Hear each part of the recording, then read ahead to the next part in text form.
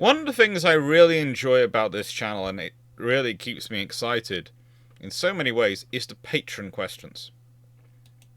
Currently, the patron topics for December and January are being voted on as we speak, but there's a link to Patreon below if you want to go vote on them. And this month, I have to admit, there's something special going on. If you just want to vote for, don't even have to be a member, you just have to pay a one-off fee, which is equivalent to a month's membership, I have to admit. That's the minimum they would allow me to charge to go in and vote. If you want to vote on January and December's topics. But I really like this idea because it means that even though this was the year of the aircraft carrier, look at all the questions I've had. Look at the questions and topics I've had to delve into and the stuff I've had to discuss. And the stuff I've got to come and discuss. Model 1 in the English channel, What Happened, is coming up as a premiere. That's going to be a cool one. That one is coming up after, and this is an important point, after we've had the Historiathon. Wish me luck on that one. And in this video, so in this today's topic, we've got what if Japan pulls out of China in August 1941 instead of preparing for war. And that caused me to spend a lot of time with a lot of different books about Japan. It really did. And to order some more books about Japan, and to get my old Japanese economics books out. One of which I will recommend later in this video. And that I find fun. I enjoy that. I enjoy being challenged. I enjoy having these topics come up. I enjoy having to go and do more research. I enjoy having to go and learn more. Sometimes it's literally get out old teaching notes. Give a video. And they're not bad. I update the teaching notes every time. I don't just teach off the old teaching notes. It's just a case of, if you've got something which is done, but you just need to update it, that's usually far easier than, I'm going to write this all from scratch. Because, at the very least, you've got points to go and research. At the very least, you've got, that source material was quite good, that source seems to be quite good. Seem to reference that a bit. That's useful. But when it comes to this question, what if Japan pulls out of China in August 1941 instead of preparing for war? Yeah, I had to go and really start again and think about it. And actually, it carries on further because it has a further section to it. And Prime Minister Yonai gets back in power. And actually, that makes it more possible because one of the reasons why Yonai's government fell was because he was opposing the invasion of Indochina, French Indochina. And the army went, no, we want to invade French Indochina! The Germans have promised it to us. And Yonai's going, I don't care. The Germans are in Europe fighting a war with the British and not doing very well because they keep saying they're going to beat that little island and they don't. So in the nicest way, I'm not very trustful of their promises right now. But guess what? The Americans are in the Pacific, and if we start invading territories which are of even quasi-democratic nations or anything they feel that we should not be going into, they're causing enough upset over us being involved in China right now, we could be facing serious trouble. I mean, it's like the man was a fortune teller. He was just so right. But that is the joy of the history in parts, because we're looking at this and, well, one of the things I sort of never thought I'd be giving a bit of a talk about on a naval history video and a naval history sort of channel is the topic of Genro. Genro are original elders. They're a paraphrase name, a newspaper shorthand for a group. And I'm using them here because they're as good a name as any for the imperial advisors, or the people behind the curtain, as some of the more learned Japanese scholars would call them. I would say it's a natural part of any sort of feudal monarchical system. You have the ministers who are running the day-to-day government, and they have a certain power base. And then you have the ministers without portfolio. who are never declared, but they are the advisors to the monarch. They speak as the monarch when the monarch can't speak. They investigate for the monarch when the monarch can't go. And usually, they're a very scary group, because whilst they have fights with each other, and by gum will they have fights with each other, don't get involved. It's sibling rules. You hurt one, you do not want to deal with what else is coming for you. You don't. It will be big, it'll be nasty, and it'll be collective. That might have been the most annoying brother ever known to mankind. It might be the sibling that everyone hated. But touch them, and just find out how quickly everything will fall on your head. Because that's family. There were various groups at times which recall this. There was the Genkan. The Genkan are sort of original heroes. They were also selected to be informal advisors to the emperor. And then there's the Genro, the original elders, and there's an interesting organizer. There's a council as well of elders, which has nothing to do with them. Now, the thing is, what we're dealing with are people who are incredibly powerful. But often the symbols of their power in Japanese culture, and to an extent in other sort of similar institutions and organizations, are the very absence of trappings. If I have to show you I'm powerful, I'm not really powerful. To put another way, as Tyrion Lannister put in Game of Thrones, anyone who says they are the king is not really the king. A truly powerful person can travel freely in the country, knowing that everyone knows, touch them, life's over. They are untouchable. They will often eschew publicity because they don't need publicity. They don't need to tell anyone they're powerful. They don't need to show off their house. They don't need the trappings. Good example of this is Togo Haichiro. Now, you will never find him in the list of genera. You will never find him in any of those lists, but honestly, the fact he is definitely a very senior advisor of the imperial household. He is made the educator-in-chief, the person in charge of the education of Prince Hirohito. And he has tremendous informal power throughout Japan. He scares the bejesus out of people literally by just smiling at them, in other words.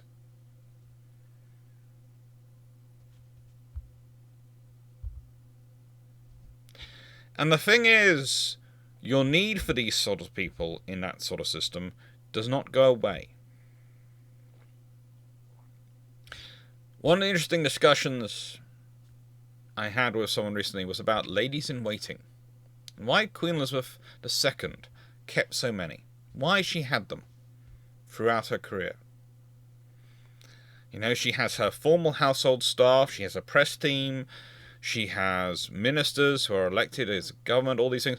Why does she also need ladies in waiting? Do they help her get dressed? No. They don't. You do have people employed to look after your clothing. When your clothing... And let's put it this way. There is... I sometimes look at some of the lists about people who... why people have certain other people to look after their clothing, and there's all sorts of various reasons. But here's the thing. If you get the order of honours wrong between countries, and you're a monarch and you're wearing them at an event, you can cause a diplomatic incident. Okay, so you probably do want to make sure that it's not being done necessarily by you, who's distracted by things, and rather you have someone who's focusing on just making sure your wardrobe doesn't spark a chain of events which leads to World War III. Small issue there, but yes, that's one of the issues. That's why you have those people. But ladies in waiting aren't that. No. Ladies in waiting are assistants. Often unpaid. They're advisors. They are people who you trust to hear the opinion of, people who you listen to, and people who listen to you, and people who can be very useful informal conveyors of information, should you need to convey it. Nothing traces back to you. Very nice point to show up. Okay? Good boy. They are part of the fabric of the organization. They truly are. And they always have been. And it's the same in the Japanese system. There is this whole system built around the emperor must not say anything. The emperor must not get involved in politics, must not muddy themselves with the day-to-day mundane. For they reign, they don't rule. And that is true. But the emperor can't afford to be so hands-off. No monarch can in situations like that. They cannot afford to be quite so laissez-faire. They need to have a way of communicating without communicating. In a system where for an emperor to say a straight-up no is very rare and practically impossible because of the way it's structured and the polite discourse that takes place in their meetings is focused, you need to have a way to say no. Don't do that in my name. And that's especially problematic when everything theoretically is done in your name. And that's what the Genro, the Genkan, all these sort of people fulfill the role of. And they fulfill it for a long time. They are a cornerstone, a bedrock of how Japanese society works. But here is the weird thing. You have these people around, and yet there are quite a few historians and quite a few people, commentators, who look at them and go, well, the last one died out in 1940, and therefore after the emperor did away with them. And let's think about that. If you're an emperor, and all you have to do to create these people is make them an imperial advisor, and people should listen to them, and it should work, why would you get rid of them? Why would you allow them to go? Why would you not have these people who can assist you in expressing yourself when you need to be expressed? The answer, I think, is this, is that the Genro and Genkan are mostly names subscribed for other people's benefit, by other people, on what they think, or who they think are members of this group. Very rarely is it an inclusive list of who's potentially in this group, and very rarely does it seem to be a complete understanding of the situation. That's the reality of it. As with most things, though, relating to power and political power and power in any society, as much of it depends upon perception as it does on reality. And I think that's one of the problems you have for the Genro and the people who are fulfilling that role later on. When you lose the one who was publicly admitted, or publicly discussed, and publicly acknowledged by almost everyone universally, the last one, and they had some pretty much powers, powerful powers. They were the ones who would appoint the Prime Minister. Not the popular vote, not anything else. No, the Prime Minister was selected by the Genro. Whether it's by just names understood to be Genro, or by all the names which were probably Genro, i.e. they fit the criteria, and when we look back we can see them. They're the ones who don't usually need the same levels of security, but are surprisingly senior and should be targets. People should be trying to kill them, given the situation of the IJN and the IJA and the various organizations practicing in Japan this time period. The various forms of, movements, including, of course, the ones who were actually fighting to put the emperor back in control of day-to-day operations, who wanted to do that by, of course, attacking the people who were supporting the Emperor in day-to-day operations. Mainly that's because, as is the classic scenario with any group like that, what they really mean is they want to be in charge. They just want the cover of the Emperor supporting them, so they're getting rid of the other people so they can put the people in charge, and then they can say, well, we're speaking on behalf of the Emperor. And as this particular period slowly does really reveal, the latitude of people who believe, well, unless the Emperor says an explicit no, the Emperor supports what I'm doing.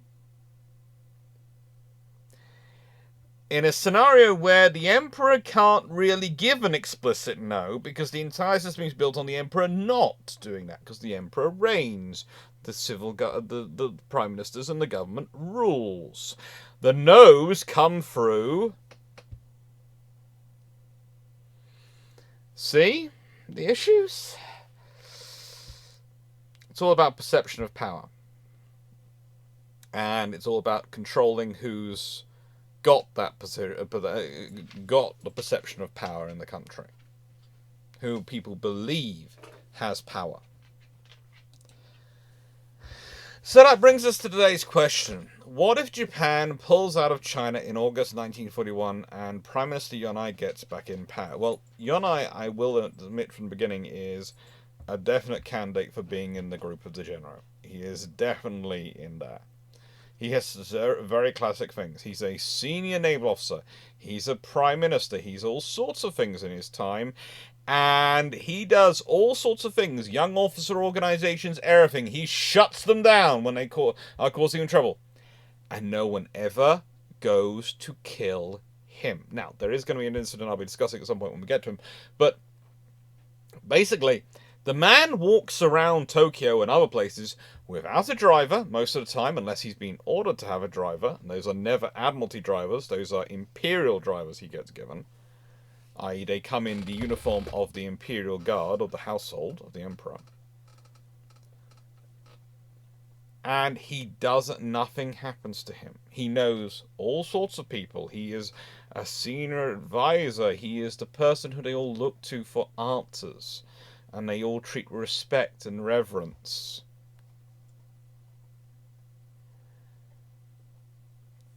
The guy is full on. If you were casting this, imagining this all as a mob movie, he is the senior. He is the senior boss, who the police never can nail anything on, but no one in the criminal underworld wants to touch or argue or converse about, because no one wants to go there. That's the scenario which more people are familiar these days. There's far more mafia-style movies and TV shows than there are samurai ones to explain with, although there is a very good samurai one recently. A very good one. So what if Japan pulls out of China in August 1941 and Prime Minister Yonai gets back in power? That is an interesting scenario. There are scenarios where that can happen. They're convoluted scenarios, but there are scenarios where it can happen. And pretty much it all relates down to who's in charge, when, and how things go. And pretty much it depends on how certain policies are implemented. It's a complicated one, but there is enough history going on at this point in period. There are enough options in this time period that we can certainly find something to go for. And this is where I want to go to something else. Something which I actually said earlier. Yep, it's lined up nicely. And this was, well, let's make sure I'm listening to the right bit. My response during the live. What if Japan pulls out? Now, why is this a good question? Well, because actually there are negotiations going on in August 1941. There are lots of discussions going on.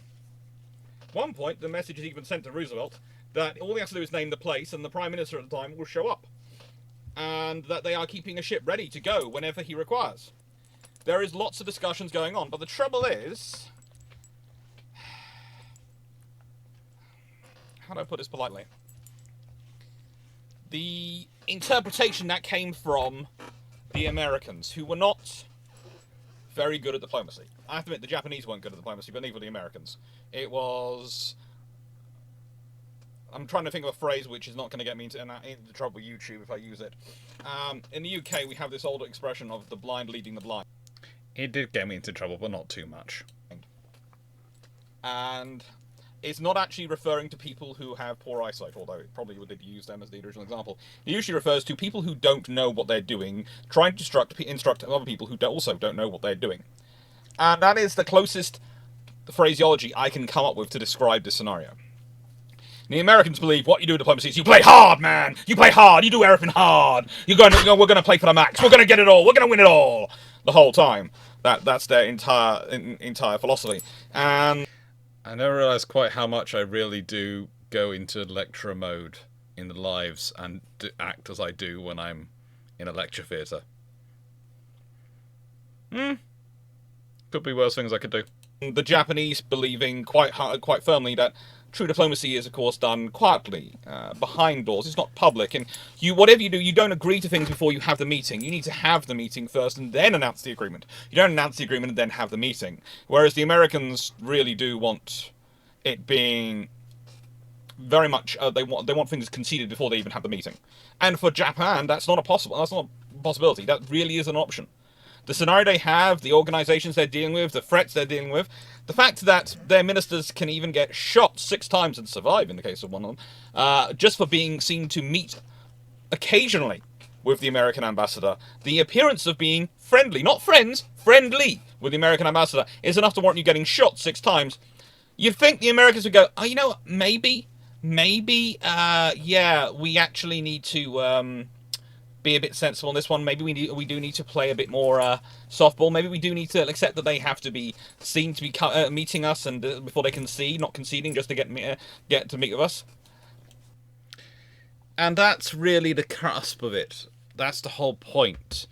The Americans are playing hardball, so are the Japanese to an extent, but they have different versions of hardball. The Japanese, the important perception is they cannot be seen to be giving concessions before they even get to the meeting. That was half the trouble of the Washington Naval Treaty, by the way. Half the trouble of the Washington Naval Treaty in Japan, its legacy, is because the Japanese government was perceived to have given concessions before they even got to the negotiating table.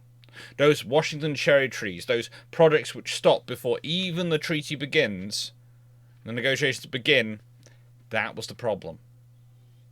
And this is sometimes misunderstood because to many people's mind thinking, well, that's just part of negotiations anyway. But it isn't. In the Japanese culture and history in this time period, if you concede before you begin negotiations, you are making yourself the weaker power. You are being the weaker party. You are dishonoring the emperor. If you do not feel you have to be the weaker power, the weaker party. That's a problem. And for the Americans, for the Europeans, for a lot of other nations in the world, such concessions before meetings are a sign of good faith. This is why when we say doing diplomacy is as much about history and culture as it is about phraseology. You have to understand your opponent or your counterpart. You have to understand the history they're coming for, what they can concede and can't concede, because you might win. You might get them to concede everything you want them to concede. And that might cause you more trouble down the road. In this case, the scenario is that the Japanese are saying, we can't make any concessions in as clear a language as they will ever make, in Japanese phraseology combined with diplomatic speak. It's beautifully roundabout. We can't make any concessions until we get to the meeting. And the Americans going, no! We demand the concessions because it's a sign of good faith.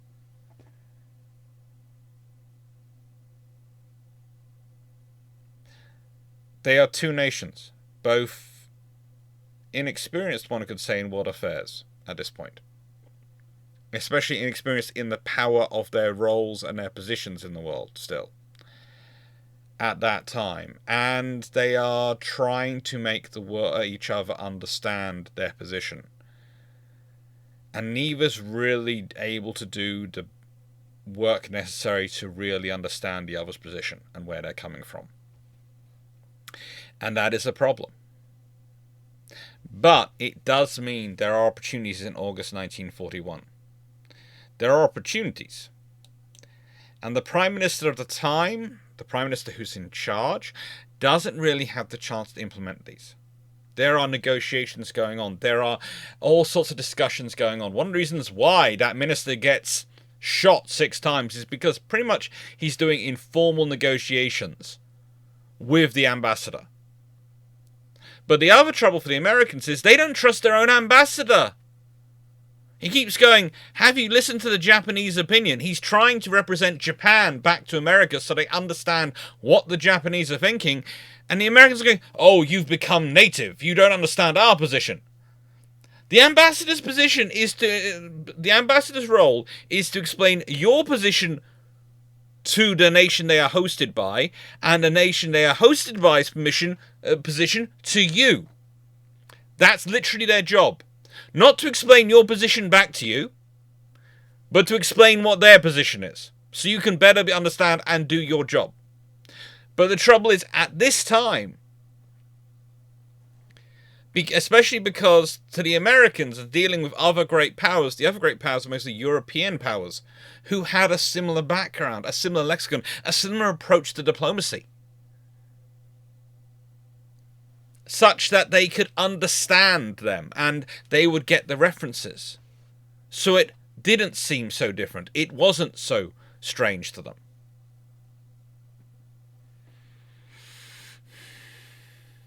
That's the reality of what you're dealing with at this time.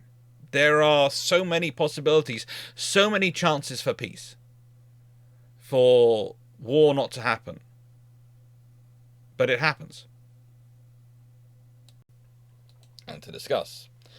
But it all comes back to that perception of power thing, and the first person you have to talk about in Japan when you're talking about perceptions of power is Emperor Showa, aka Hirohito. Now, you can read some sources and they will tell you he is absolute God incarnate. He is the power behind the throne, power of the throne directing everything. And you'll read others that say he's a puppet. The reality is somewhat in between, because he's a puppet in that he has to work within the strictures of his station and limitations of his station. The language he is supposed to use, the way he's supposed to phrase things, how he's supposed to ask questions even. There is a huge amount of tradition, a huge amount of rules that he has to follow, both formal and informal, in his role as emperor. He has to walk a very, very fine line to maintain his station. And at the same time, everything is done in his name, and everyone claims, when they are doing it, that they have his support and approval, that they've told the emperor what they're going to do. It doesn't matter about the reality of it. It really doesn't matter about the reality of it. What matters is that they have told the emperor what they were going to do, and therefore the emperor knows and has agreed with it because he hasn't explicitly said no. It's what some of them required. Some of them, the emperor even questioning it, going, are you quite sure this is the right decision? Are you quite sure about this policy? Is enough that they understand that's the emperor telling them no, and they don't do it. And that gives you your difference of opinions on how powerful he is, because you can point to his sources, you can go, well, look, this person, even his questioning was enough that they stopped doing that. They didn't do that. And you go, well, that's powerful.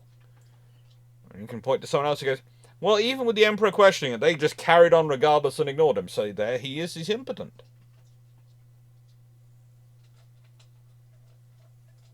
Power is in the eye of the beholder.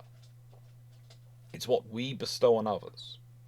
And in a system such as Japan's, in this period where everything is based on tradition, on honor, where they are still developing their country, still very much developing their country, still bringing it up to the level they want to bring it to.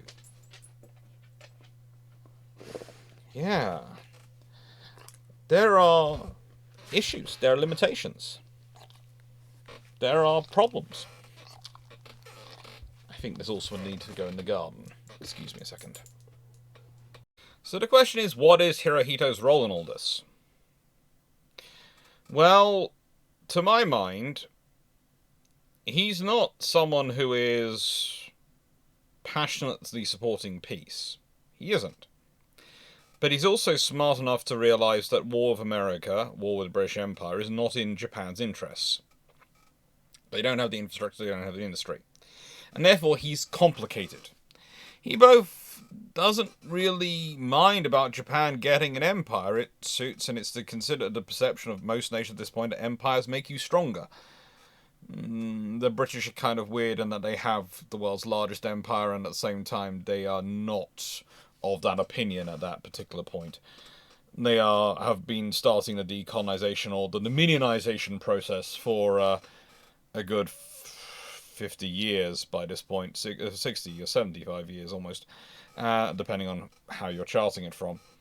And yeah, that's his opinion. But he also doesn't want to risk war with America. He's as clear as he can be in a situation about this. And that makes him human. It doesn't make him complicated, it doesn't make him a bad person, it doesn't make him a good person. It does make him a bit of a nationalist, but he's also the emperor of the country, so you'd expect him to be a bit nationalistic. You really would. It makes him a creature of his time, in many regards. A person of his time. And in the end, that's what the vast majority of people are. Some people, they look like they are people out of time. They are either born too late and frankly belong in a bygone age, and there are others who frankly are argued to be the heralds of future times, but honestly they've moved on beyond what anyone else has in the period, and what they're arguing for just doesn't make sense in the time we're talking about. But always great fun for people to look back to and go, look, there was that person and they said this.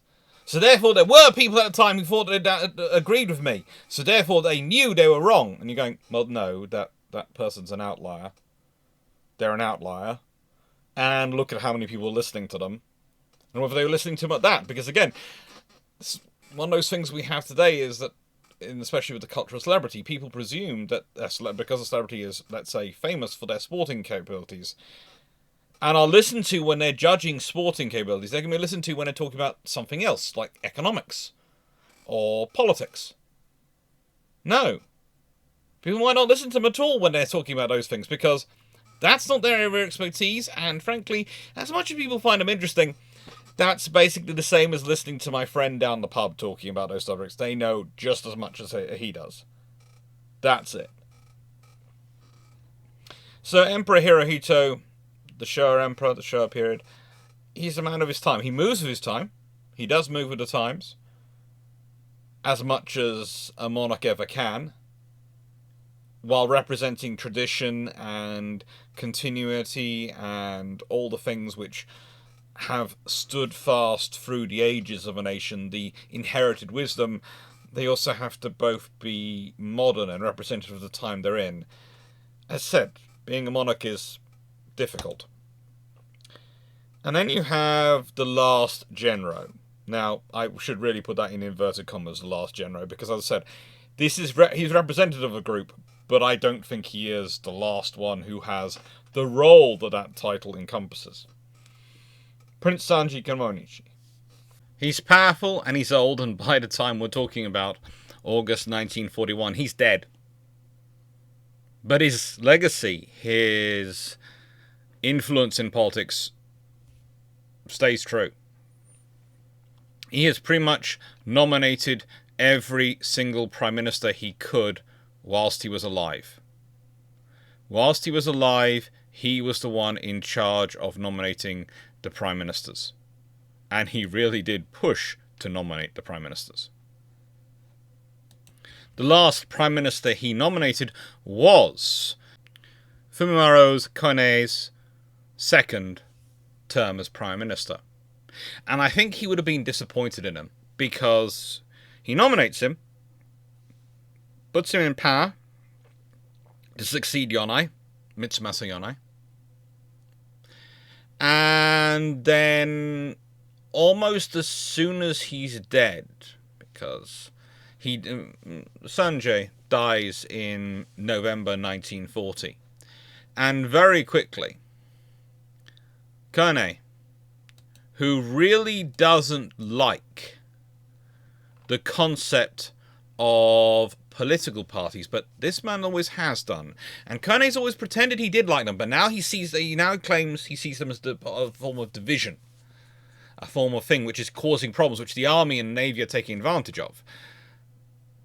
Kimochi had always seen them as a way of offsetting the power of the army and the navy, having political parties, having a broad spectrum of people competing for votes, and they form a uni-party system, a one-party state, something which no one else had ever thought to do so, had really ever pushed for. Well, there had been people in other genres who had the idea, but they were dead. This is when you get the Imperial Rural Assistance Association. This is usually the focus of when people go, well, that's a sign of fascism, right? They formed a one-party state. It's also a form of communism, but basically it's a form of authoritarianism. The moment you have a one-party state, you have you are only going to allow one political organization. That's an authoritarian state. It doesn't matter whether it's fascist, communist, or in this case, monarchist. Theoretically. Because again, what you basically have going on is different people competing for the right to say, we are speaking in the name of the emperor. We are acting in what the emperor tells us to. And as I said, different people have different measures of what they consider the emperor has agreed to, on what grounds they consider it's agreed. Now, I would say the problem you have here is that Kimochi dies. He has been holding up everything. Pretty much all the plans of the army have been held up by him. And I would say it's the army in many ways, which are one of the reasons why no one else has been publicly associated with this group as much, because of the Genro, because the army are quite so against them, because they have been the font of opposition to them. Because you have to remember, the army are incredibly loyal, but they are basically believing in, and a lot of their officers believe they're acting in the emperor's wishes, the emperor's name. But you can only do that as long as you can control what the emperor is saying, or what the emperor is perceived to have said. Sanji had done his best to stop the army having the control in political issues. He really hated the constitutional requirement that the army and the navy could stop people serving in their government, and therefore could bring a government down if they couldn't have an army officer from the army and a navy minister from the navy. He hated that. But he also understood why it was there. It was there for stability. It was there to provide those forces with voices at the table. And he tried his best to organize everything.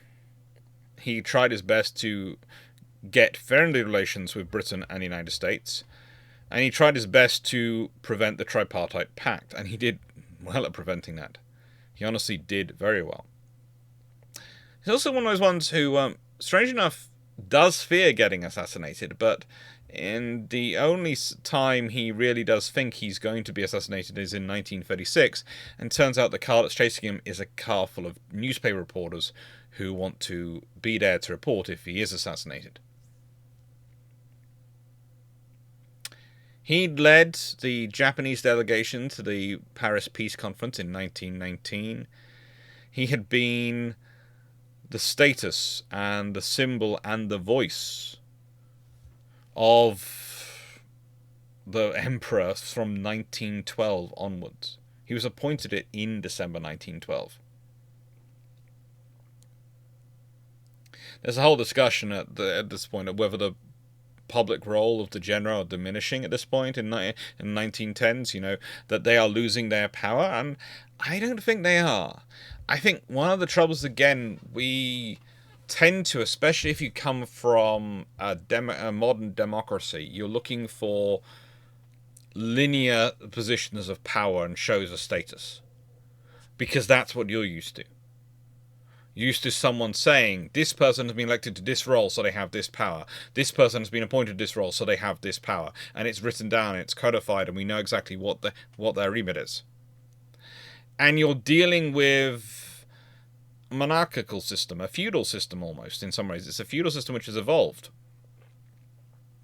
where they don't write these things down. There's a difference between a codified and uncodified constitution. There are lots of things which aren't written down, but sometimes those things which aren't written down have more power than things which are written down. Because it's far easier to argue the letter of the law against something which is written down than it is to argue against the spirit of the law against something which is unwritten, but everyone knows to follow it. Everyone knows it's the rule. Because there's no wording you can get around. You can't play fast and loose with the phraseology.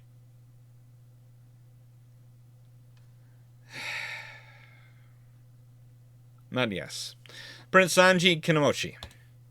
And then we have Prince Fumimaro Konoe, who is... honestly, at times he looks like he's very strong, but is also at times incredibly weak. He really does get swept by events. He is the one who was pretty much begging by back channels for that meeting with the president, but wouldn't concede anything before he went. It was his friend and his cabinet minister who was shot 6 times. And it is him who ultimately causes the trouble with the Emperor. And it's him who's ultimately in the trouble with the Emperor because of the way he presents evidence to the Emperor and because of what he actually achieves. Because he keeps promising the Emperor and others that he's doing his best to negotiate peace. And he honestly probably is trying to. But he's also not strong enough to rein in the armed forces, to rein in the army especially. He just can't do it. He's constantly being beaten back by them. He's constantly retreating in their face. And you could say it's fear, but I'd say it's also the fact that he wants to believe them. And he is the one who brings in the whole single-party state system. He has another vision for Japan. And I'm not sure what it is. It isn't militaristic. It isn't the army in charge ruling things, certainly. Or the navy in charge ruling things. But it is firmly authoritarian and firmly imperial. But it doesn't technically belong to any of the extreme groups which do want to put the Emperor in permanent charge. Or rather use the cover of reinstating the Emperor in charge to actually be in charge of running the show themselves. He's weird. I've been trying to look at him recently from the point of view of giving you an equivalent politician from our current day. And all I can tell you is this. Imagine someone who says, in whatever room they're in, exactly what they need to do to be perceived and liked. Not necessary to do their job. That is what he comes across as. And I hope I'm not doing him a disservice. I think he was an earnest man in his own way, and I think he was trying in his own way. I just don't think he was very successful at it, because his default position is always to try and be liked. And sometimes to lead, you have to be prepared to not be liked. Leadership is as much about respect as anything else. And you can respect someone and follow them, but not necessarily like them. And it's a confusion for some leaders to think that being liked is being the same as respected, because there are lots of people you can like, but not respect.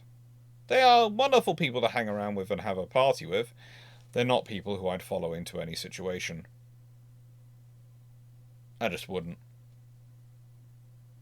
And there are people who, frankly, I would never want to hang out with outside of work. I would never want to meet outside work or anything I'm doing. But I respect them, and they know their job, and they're in charge when they're in charge. And think about yourself, you'll find that's the reality for you as well. So with Konoe, he's not a bad person. I'd also say it's interesting to look at his cabinet, look at its form, its composition, as they change. He has 3 cabinets in his career. 3 cabinets in his career.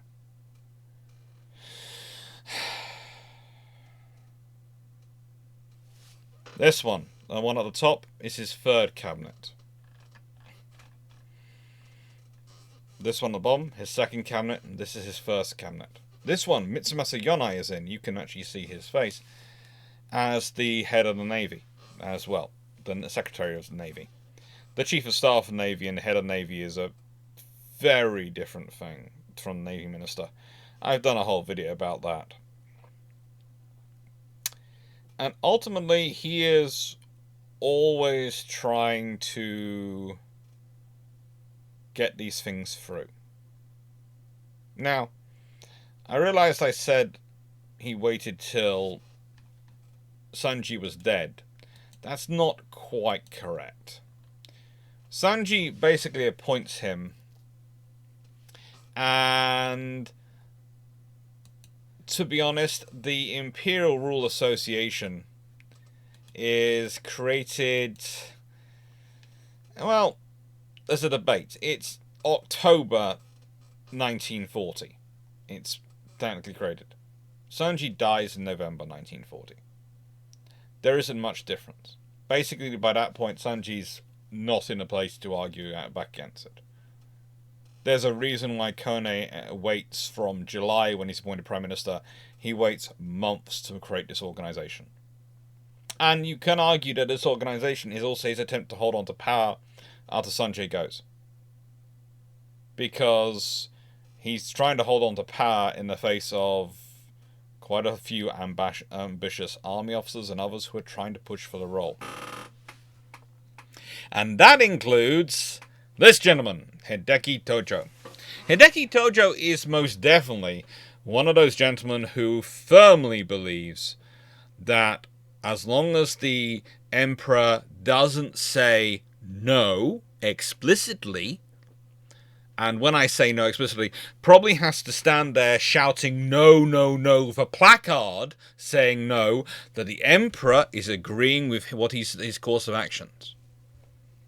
The Emperor has just been challenging to think through it better, to present his case better, but no, he supports my actions.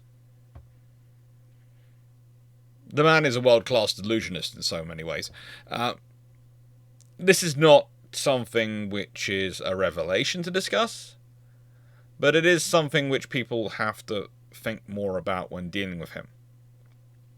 Because the Emperor will ask strenuous questions in front of him about his course of actions, and he will give the blandest answers and presume that this is still will go away and tell people the Emperor supported me. There are a few people like this in history. General McClellan from the United States Civil War really comes to mind. President Lincoln could go and speak to him, and President Lincoln would come back, write a letter to people going, I basically went and gave him a kick in the keister and told him to do his job and go and attack. And McClellan would write, President Lincoln came to meet me and told me how brilliant I am and wonderful I am, and that I am the best thing ever.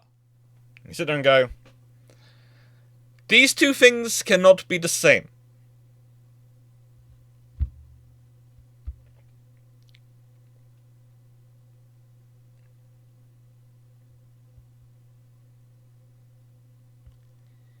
He is a powerful man. He is someone who is never doubtful of his own purpose in life. even though sometimes he does actually hesitate over his decisions.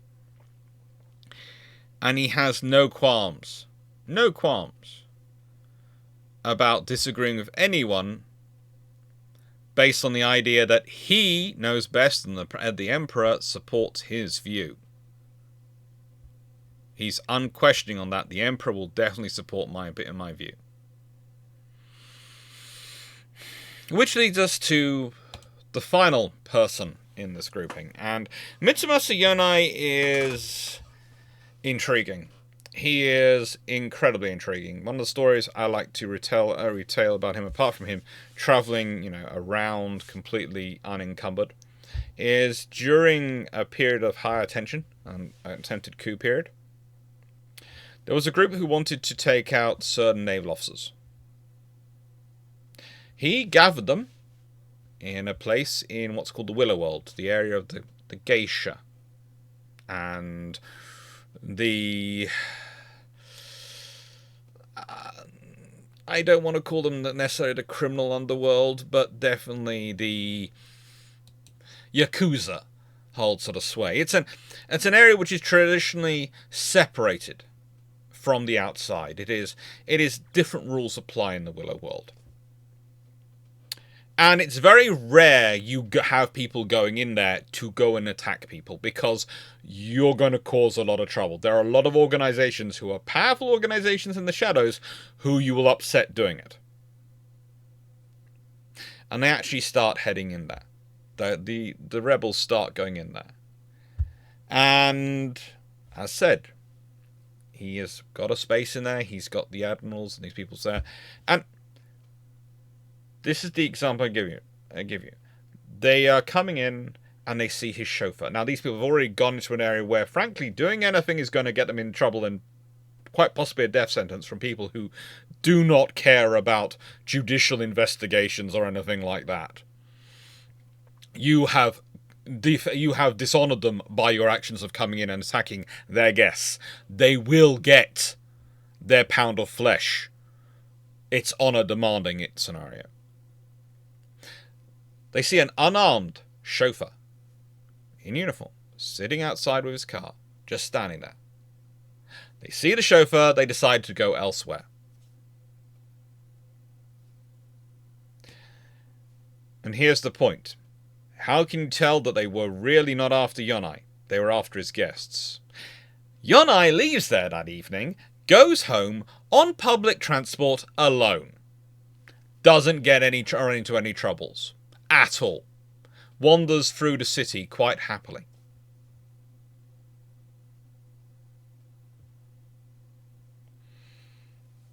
After they visited, after the things gone down, he goes.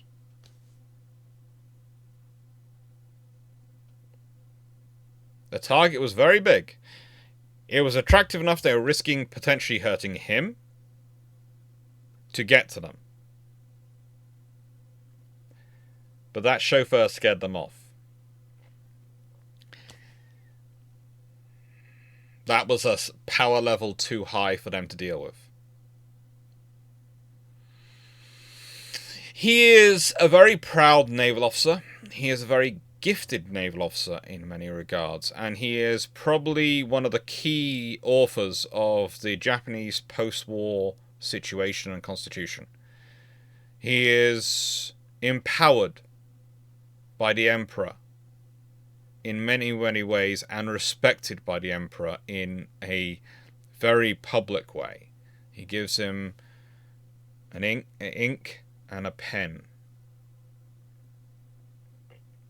which is, giving someone your pen is a big thing. For an emperor to give his personal possessions out to anyone is a massive sign of respect. To give someone your pen and your ink, it's the kind of saying that they can write in your name publicly.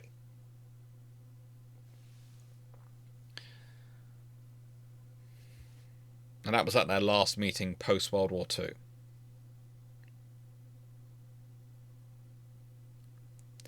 He had stepped up as Prime Minister, and he was a kind of interesting naval officer to become Prime Minister. Again, he stops wearing his uniform. He wears a suit while he's Prime Minister. He goes and teaches children, and he does all the things he can to be a good Prime Minister.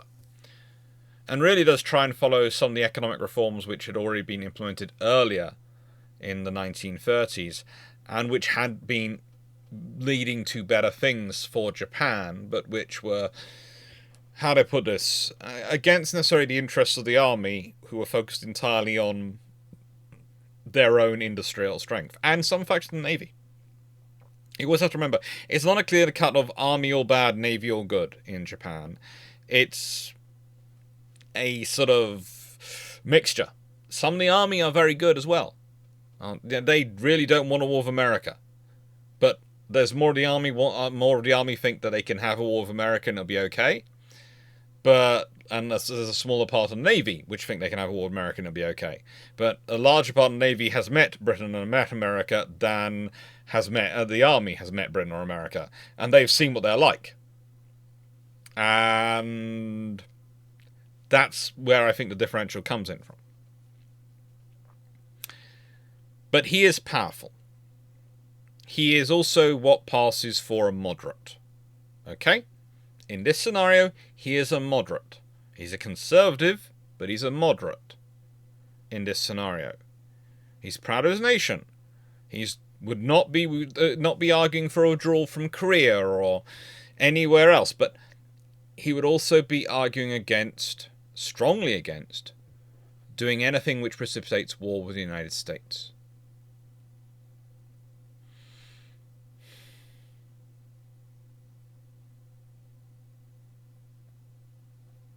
He's special. But he is Mitsumasa Yonai. He is a bit of an enigma wrapped in a conundrum. He is really interesting to try and work out, because for a long time, when I first found out about him, I first started studying him back when I was, must have been 17 years old, and this name sort of started popping up in some of my research. I honestly couldn't get a decent beat on him. And it was following his career and trying to work him which allowed me to make the mental jump from perceiving Japan as another dictatorship to, well, actually, they're not a dictatorship. They're an authoritarian monarchy where the ministers claim to be acting in the emperor's name and with the emperor's approval, but where the emperor can't say the words no unless they are really, really wishing to push things, which if they can't, they tend to speak through others, but that means those people who are interpreting the emperor as his ministers have to acknowledge that they have to listen to them. See the problem? If you don't have them enunciated as what they are, but some people are treated as that. Genro. It's a whole fun thing. It really is, and it explains so many of the issues that poor Japan gets into in this period. So I thought the best place for a shameless book plug would be after I'd finished introducing all the characters, the principal players on the stage we're going to be discussing, before we get into the whole scenario and what was going on, and the various events that go forth. Although I do have some more characters to introduce, mainly on the American side. But, shameless book plug. In every single video I do one of these for two reasons. One, it allows me an opportunity to thank everyone for supporting the channel.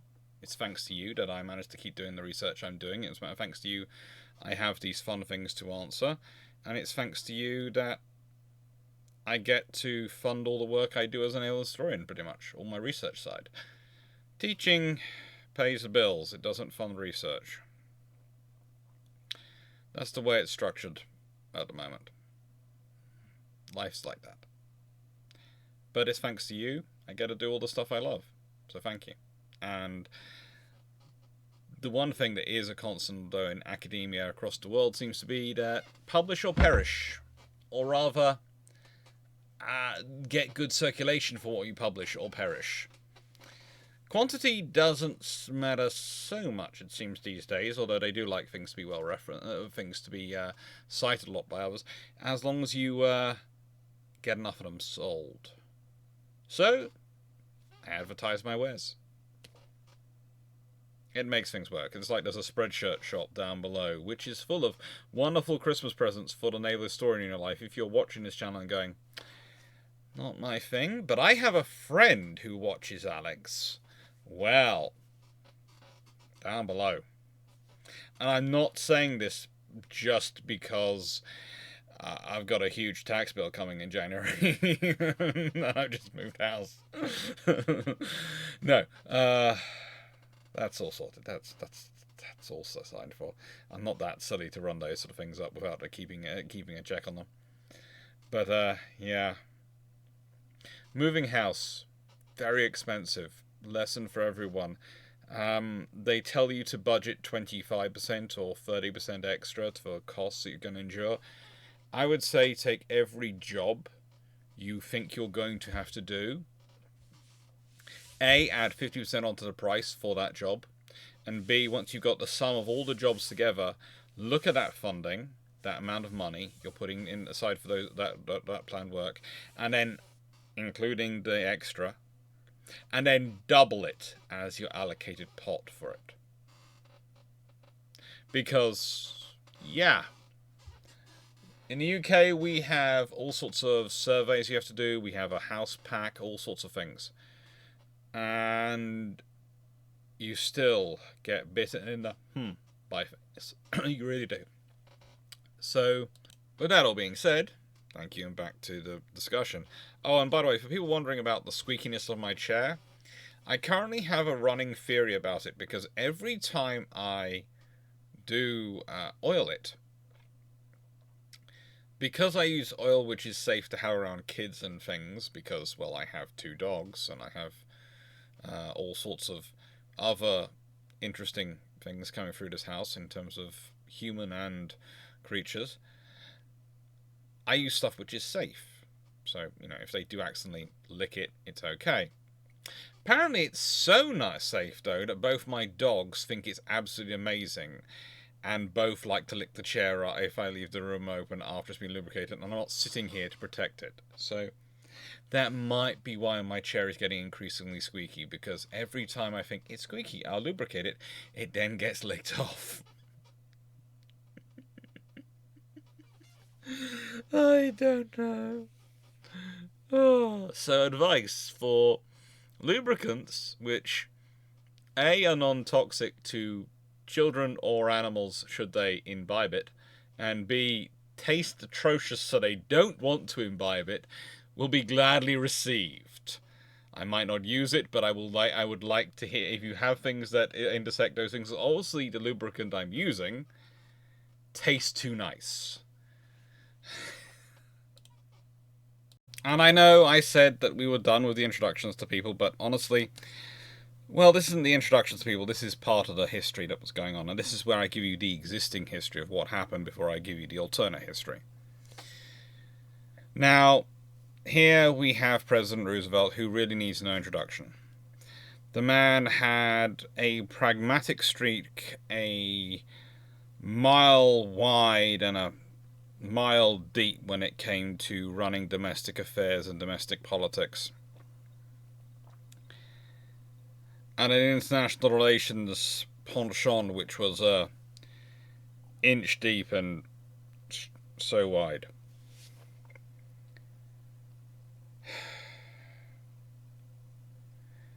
He doesn't really understand other nations. He plays so much domestic politics, he doesn't really consider the domestic politics in other nations is different. And that gets him into trouble. It really does.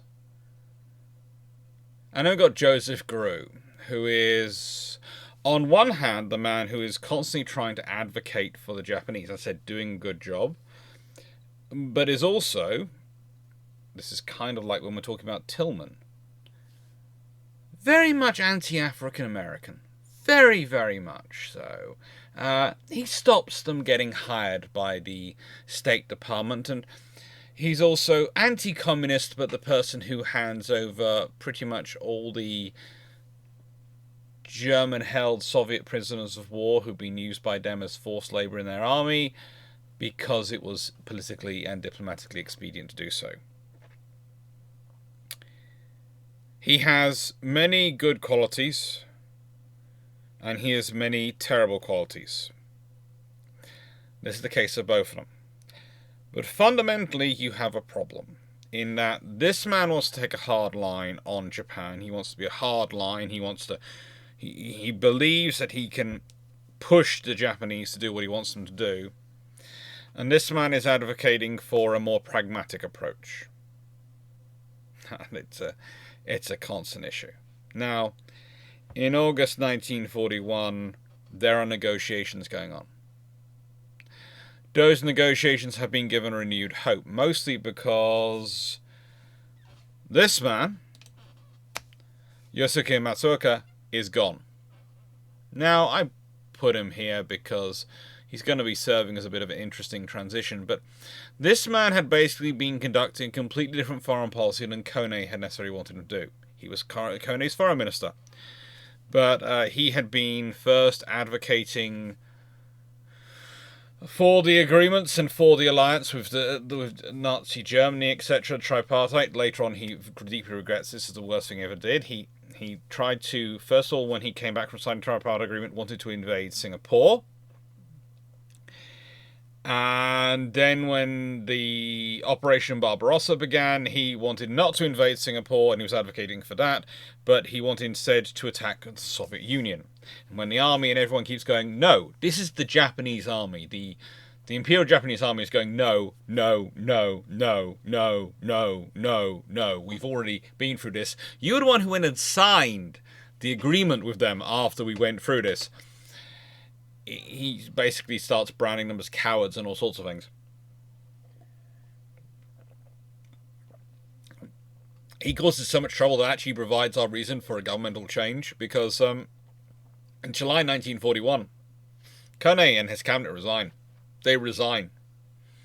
And they resign and then are reinstated in concert with the military, principally to replace this man. Principally, they all resign so that he has to resign, and then Konoe gets reinstated, and most other ministers get reinstated, but some don't. And it causes a change in Konoe's cabinet. And, well, that's the luck of the draw, but that's also because he has caused so much trouble. He plays a very aggressive game with America, with the Allies in general, and he really doesn't seem to understand beyond his own worldview. He's a very bad foreign minister. He'd probably be very good at certain roles in government. Again, it's one of those things of, if you had him as your culture minister, or as perhaps your education minister, he'd be very strong putting forward these ideas and pushing forward something internally.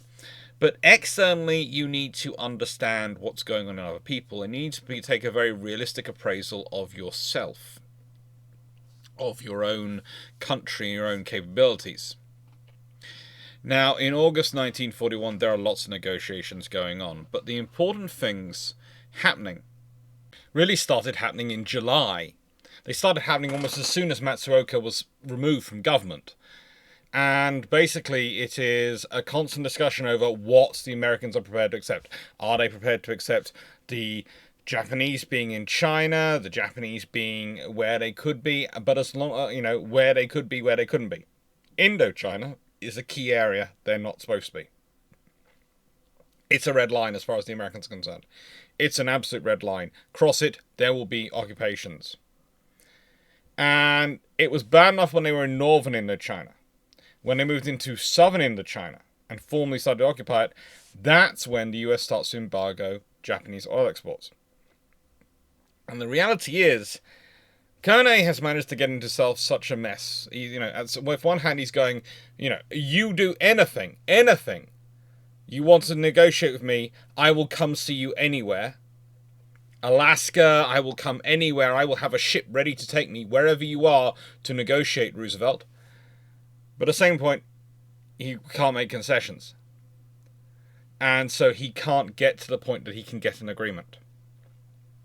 And at the same time as he's trying to do this, he's actually going and having meetings with the emperor. He's, promising things to the government, to other parts of the government about what's going on in Indochina, what's going on elsewhere. And it just gets worse and worse and worse. And frankly, they're just getting themselves into a black hole. It's a non-stop cycle of trying to balance the internal politics and the internal arguments with the external and trying to make the two meet and the negotiations meet. And it doesn't work. It doesn't work. At one point, they have a meeting with the emperor. And the emperor informed them that he favored negotiation over war. He favored negotiation over war. He says, favor negotiation.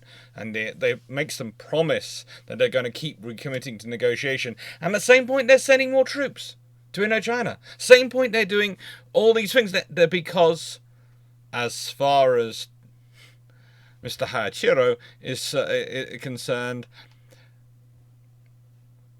Hideki Chojo. Sorry, Hirohito is long gone by this point, but Hideki Chojo is concerned, you didn't say no. You told him to emphasize diplomacy. You didn't say no to war. So here's the question. And here's where we start to look into an alternate history. What happens in July 1941 if in July 1941, instead of Konoe coming back, the emperor goes, Mitsumasa Yono, I'm acknowledging him as my general. I'm announcing this.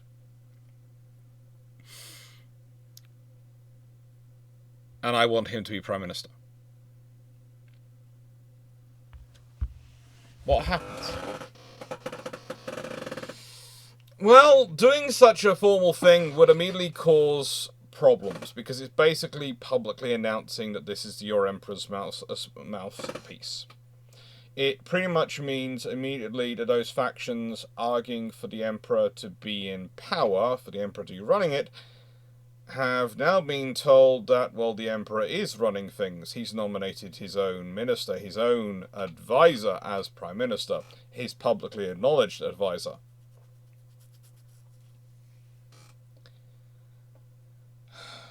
And that's scary.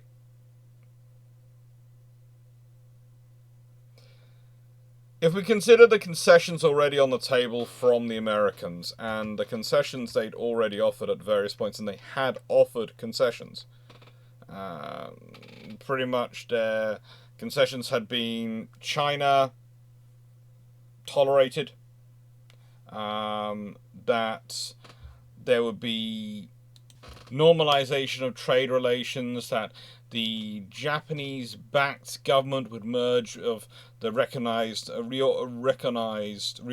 national government of China would merge with Chiang Kai-shek's government into one government of China, and that Japanese immigration to the United States would be put on equal equality with the other nations, and all these things. This was the concessions the Americans are prepared to offer. But they're not prepared to confirm them in advance. In return, they're expecting the Japanese to withdraw from areas they don't already acknowledge as can be in control of in China, definitely go nowhere near Indochina, and they'd prefer them to stop having such good relationships with the Axis forces.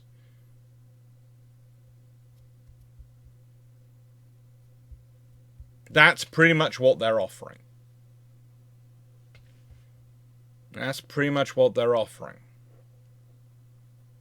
the question is, would that be enough?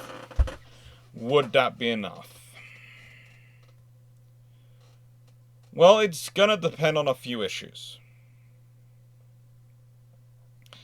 This has to be a negotiation in person, and the Japanese can't be expected to offer concessions before they get there. But again, with Mitsumasa Yonai, he has a better reputation in the UK, in America, than Konoe did, and certainly better than Yosuke Matsuoka. So yeah, he might get it. And he might be able to be listened to in the through the back channels of going, no, this won't work. Whereas most of Grew's moderates are considered to have no power, no ability to actually represent any interests or actually achieve anything, Yonai does have that respect abroad. Yes, his government was brought down by the army, but now he's been acknowledged as basically the emperor's mouthpiece. The thing is, whereas the army could normally be relied on to stand in unity if they decide not to serve with someone, with such a person in such an acknowledged person in such a position of government, could the army rely on all the generals, all the officers staying loyal? Could they really guarantee that amount of support? I don't think so. I really don't think so. I think the army would have trouble. I think they would find themselves dealing with an issue of their, they wouldn't be able to force it. Because there's going to be someone who's going to say, but they're the emperor's acknowledged person. Can we really let them down? And again, if you look at the governments of when there have been those people in prime ministerial positions, they've usually served until they pretty much want to. It's rare the army or navy has sought to bring them down because, well, it's you might not like them, but to actually go directly against them is to pretty much go directly against the emperor. So you want to have a reason for them to go, not a reason for you to go on them, because that can cause you trouble. And can turn you into other groups' number one priority target very quickly. It's just... Imperial Japan is a... I don't want to call it a mess, but it's certainly a nightmare in terms of its internal politics. The question is all going to depend on how he forms his cabinet, how he gets everything to work together, and how he does get everyone to work together. Because if he can bring them together a balanced cabinet, if he can organize all those things, he can probably get to this point. Having the cabinet is going to be key. Negotiations are going to be needed to be almost immediate, but he can get them. What is he withdrawing withdrawing things to do, though? That becomes the question. What is he wanting to do? Forming a cabinet, yeah. He has his cabinet had not been as dominated by members of the armed forces as others had been. And I think, again, you're going to see this as a scenario. The interesting thing is, what would he do about the Imperial Rule Assistance Association? That, not political party, which Konoe had formed and then not been sure about leading because should a noble really get involved in politics? At this point, Yonai himself might well be leading it. He might well have taken it over. In fact, it wouldn't be surprising if he did. But does he want it? Yonai liked the different political parties. He liked the multiple parties because he felt he could work, well, from what I've seen from his own cabinets in the previous cabinets, he balanced them. He used them to balance the army and navy out, and he was far more cautious about doing that.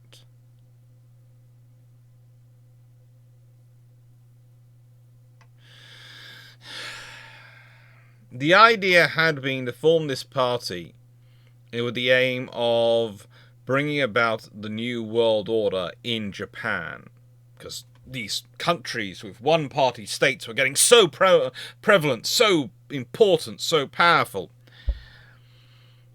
But that's only if you're looking at Germany and Italy and Spain and Russia at this point and seeing them as domestically stable, powerful states. Yonai, who is far closer to the British and the Americans, well, he likes some multiple party discussion. Because I would say to him, the important thing for him is that the system continues. The important thing for him is not that the government makes it to tomorrow, but the state makes it to the next century, that the emperor stays, that Japan continues. There is a difference in thinking going on, and there is a difference in approach.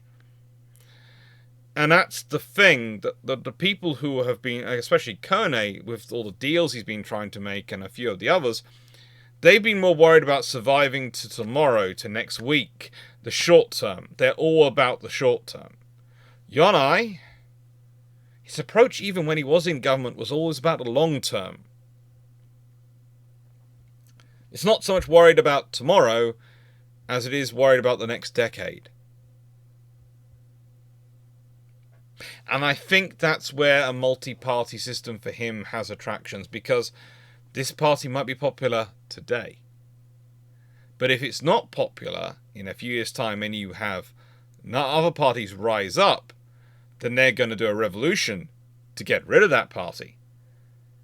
And while they're getting rid of that party, there might be other things they try to change.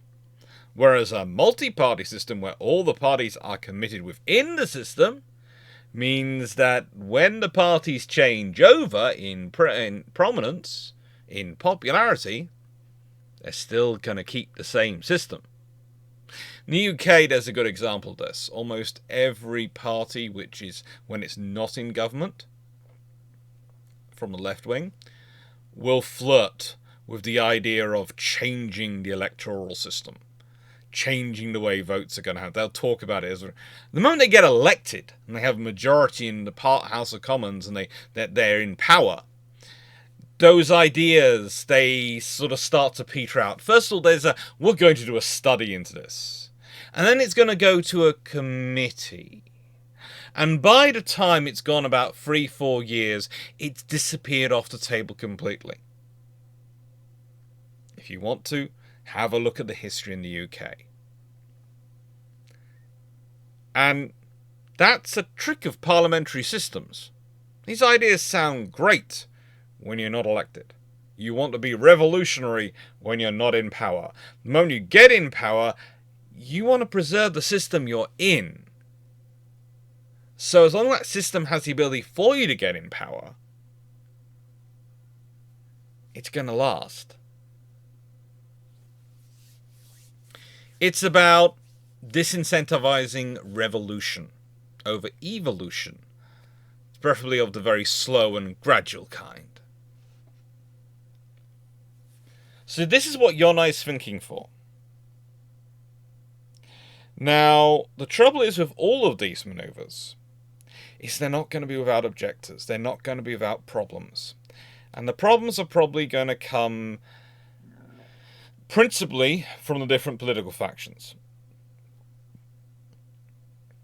The one advantage he can do is if he can try and churn this into the economy.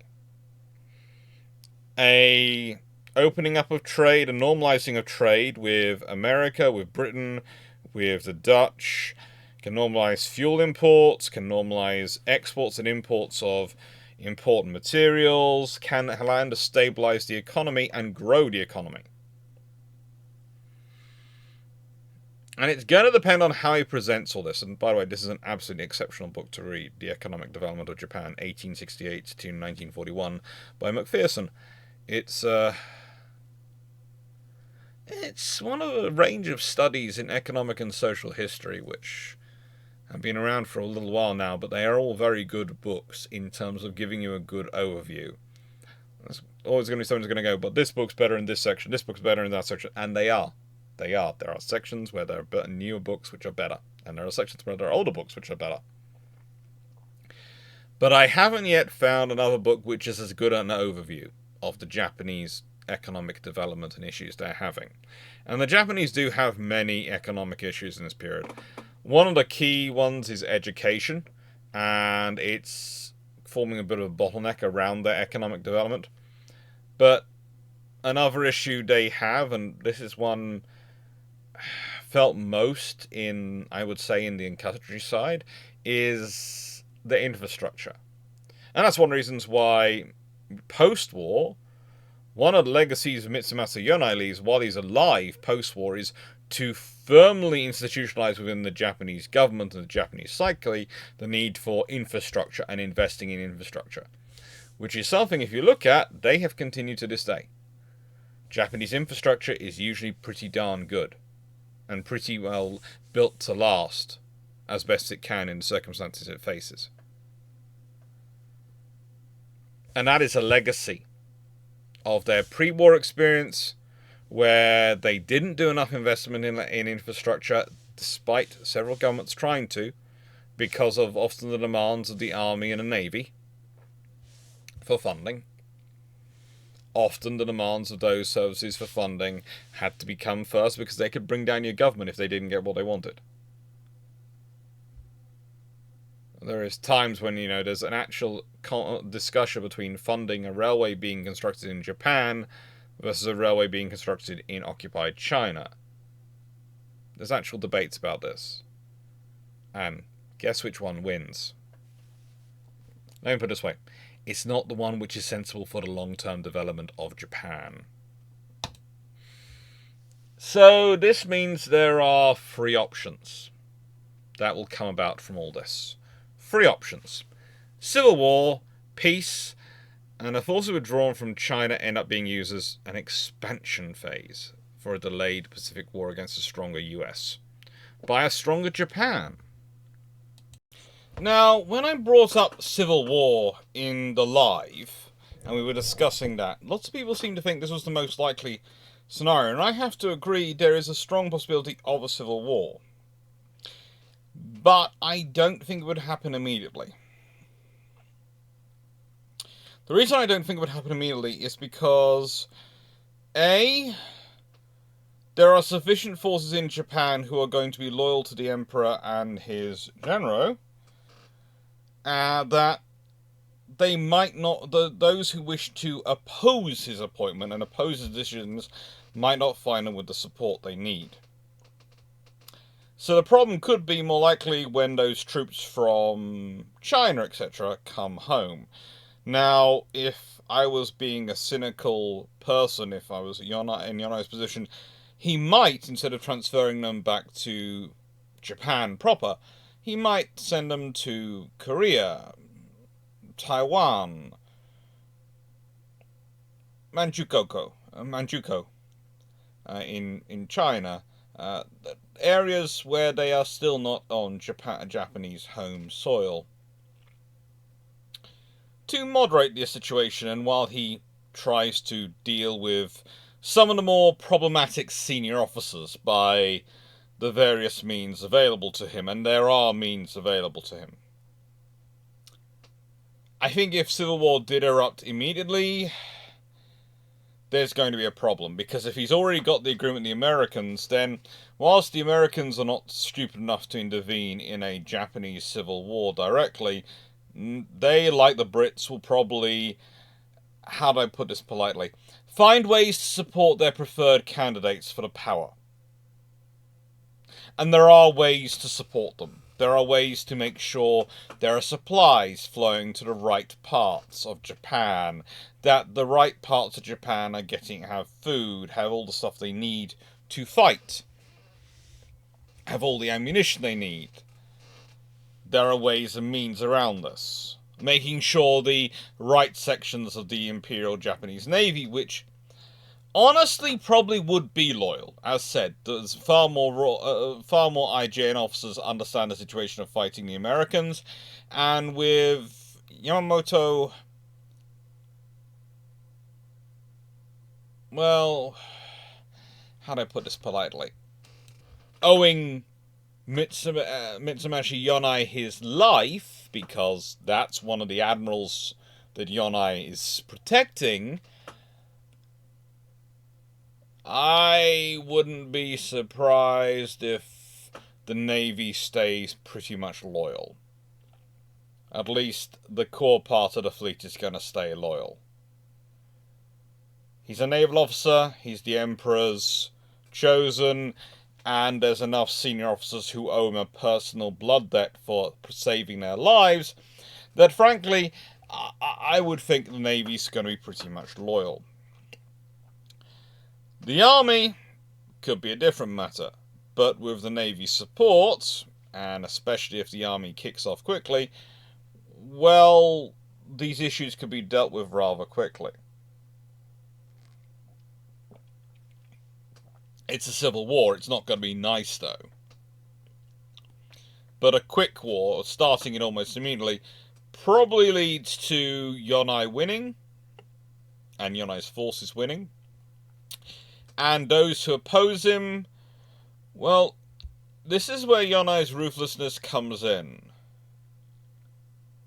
People who did cause him trouble, who did disobey when he told them, have a funny habit of disappearing in Japanese society. And if you consider his role in organizing their defense post-World War II, how they approached the trials, how they dealt with the war crimes accusations, how everything was managed, how all the agreements of the Allies, and considering how many of them died from natural causes and oh so not natural causes at very young ages, Fumimaro Konoe is a good example of this. He dies in 1945, the 16th of December 1945, aged 54 from natural causes, after having been arrested.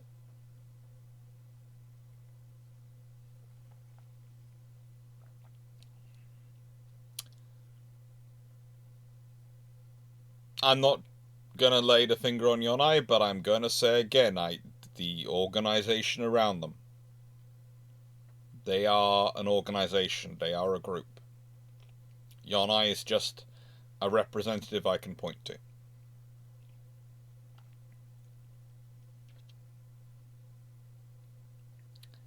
They'll wield that power.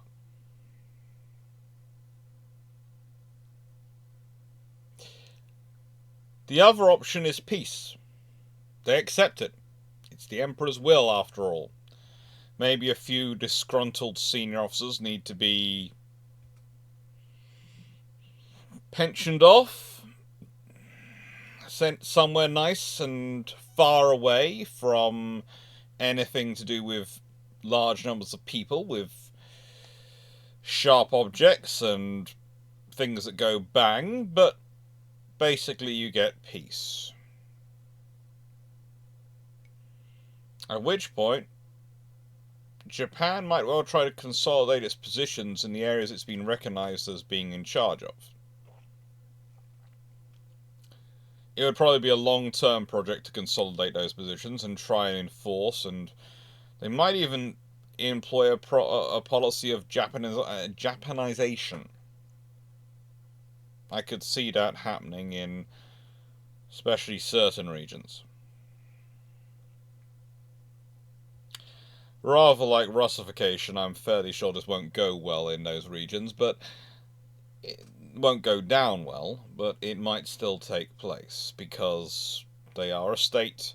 They do have the full power and capabilities of a state. That's the reality you're dealing with. That's the situation you're dealing with, basically. So, yeah. That's an option. But there's also this possibility. Yonai, to get everything through, basically turns around to the army and goes, let's be honest here, we need this short term like we needed the deal with the Soviets. Because we can't fight the Americans at this certain time. We can't fight the Americans at this time.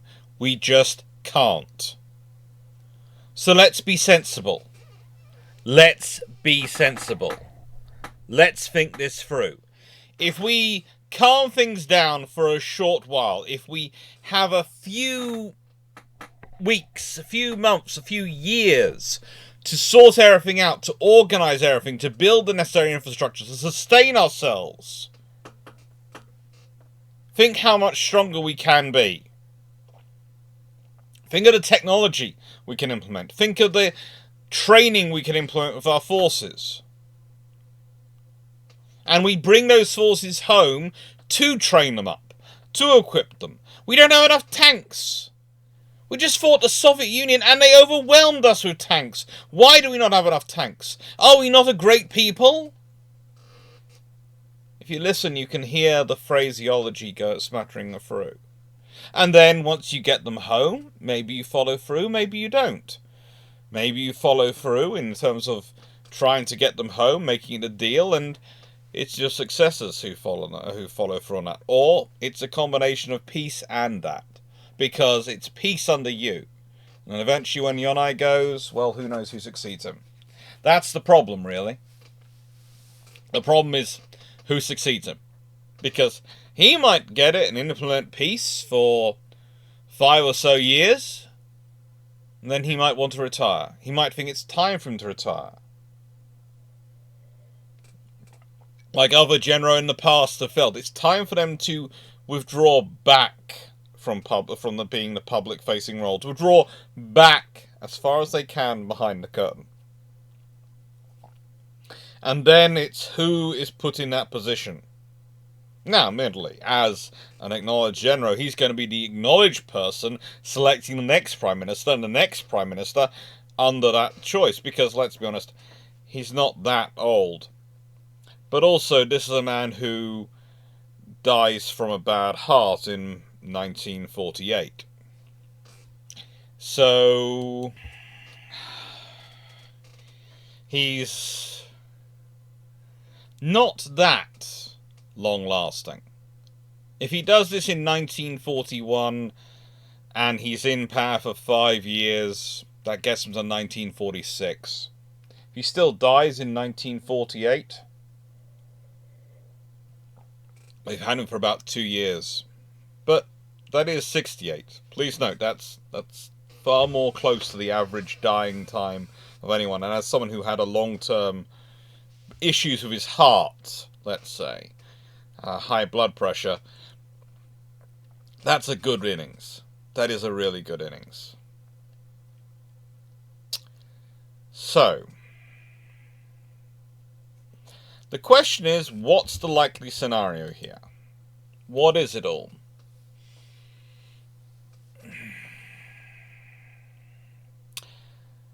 I would say, myself looking into this situation, having looked through and thought about it for now a long time. I've been wrestling with this for the best part of 6 to 8 weeks, I think, this question. And having been thinking about a topic, thinking about Japan and studying it now for over 2 decades. I think the most likely scenario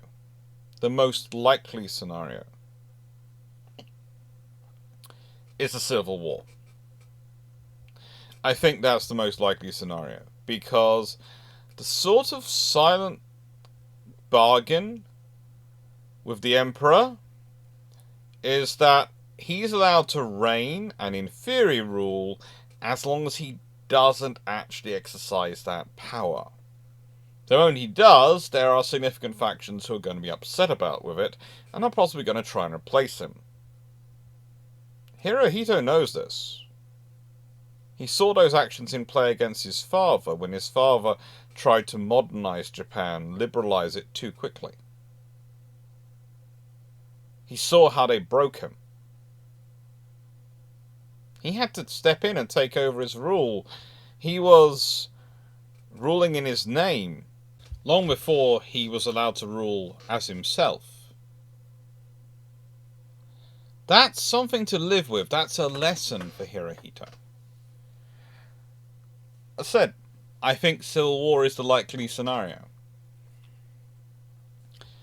The two scenarios which get you out of it are probably the second scenario, where they're biding their time. They're using it as a smokescreen to develop and build up their forces after the legacy of the defeat at the hands of the Soviet Union, etc., and going, hang on, maybe we have problems here, maybe there is some issues going on. Or, as I said, you have civil war. But the interesting thing is, with civil war scenario, I have a feeling it happens quickly.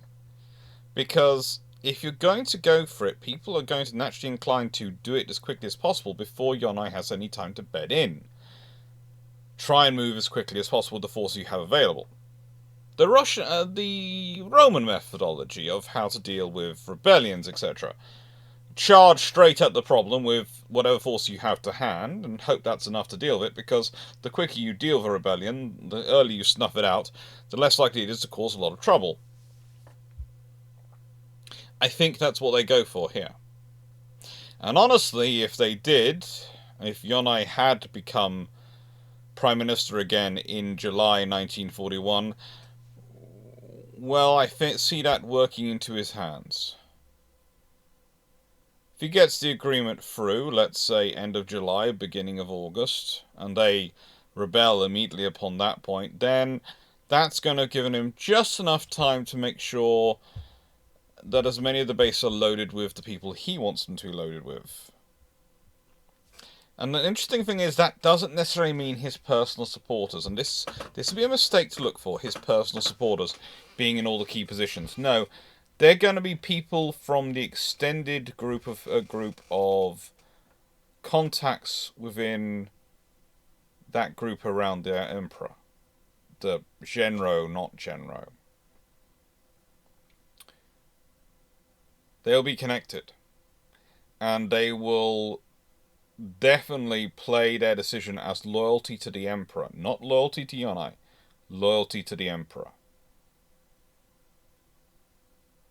And as said, I think a quick civil war, one which happens earlier rather than later, Yonai has more of a chance of winning.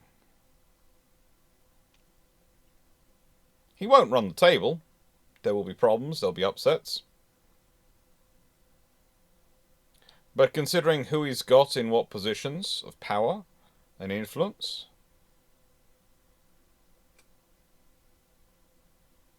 I think he wins it. And then he has an advantage for longer term, because a large number of his potential problems will resolve themselves. Either naturally, unnaturally, or with assistance.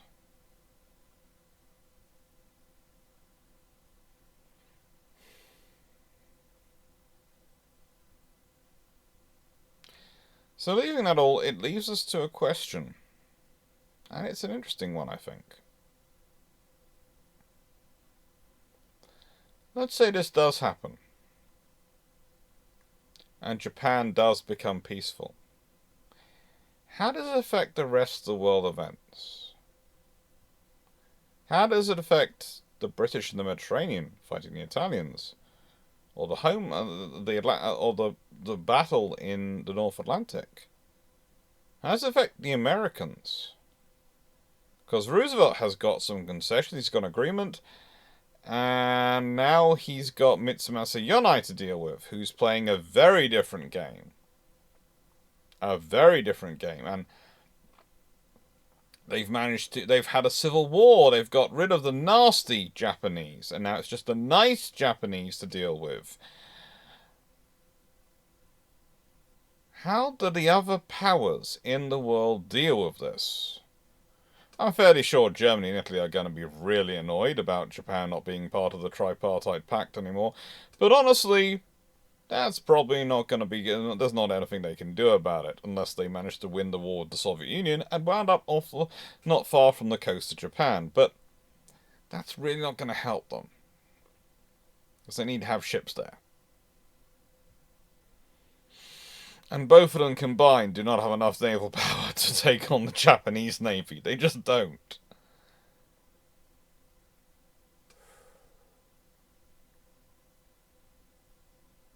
So what do you think happens? I don't know. Thank you for watching. What else have got there? Ah, yes, the working on bookshelves. That funding, the funding is still going towards there, but there's also going to be a Historiathon soon, and details of that will be released on Monday. A video should be going up on Saturday. A note should be appearing in Killick chat. Sorry to still change these things, but I spent a day instead playing around with Restream, which is going to be getting a working out on brew ships tomorrow when this comes out. The reason I'm playing around with Restream is because that's what I'm hoping to do the 36-hour stream from, because that's the best way I can keep everything going. If I want to change YouTube videos every 9 hours, I can do. It will happily let me do so. If I want to, edit it, change the Twitch stream over seamlessly, I can do. Restream works well. The only question I'm going to have with that, and with all this, is going to be... Well, I've got two problems, really. One, I need to try and get a donation counter thing to work. So far, both of the ones I've been playing around with haven't worked well, especially not with if they're collecting things both on Twitch and YouTube. Any suggestions of that were gratefully received. And I want to try and get some automated tweeting, etc. things set up for it, so I don't have to worry about it while I'm live. So I don't have to do the thing of, I'm having to send a tweet and program and get through all the passwords and everything to get into Twitter. So sorry, I'm not concentrating on the screen while I'm doing this sort of thing. I don't want to be doing that. Those are my two things.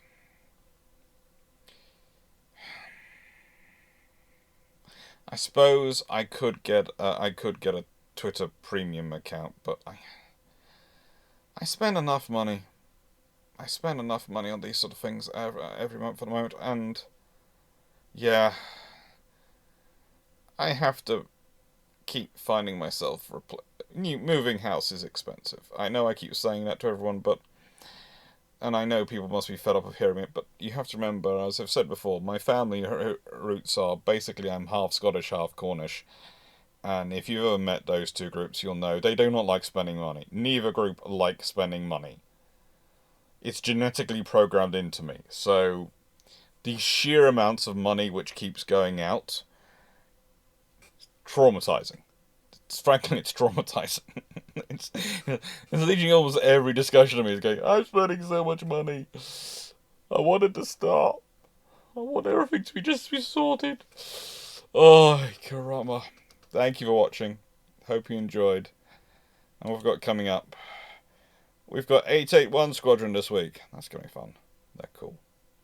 Thank you very much for watching. Take care and have a nice evening.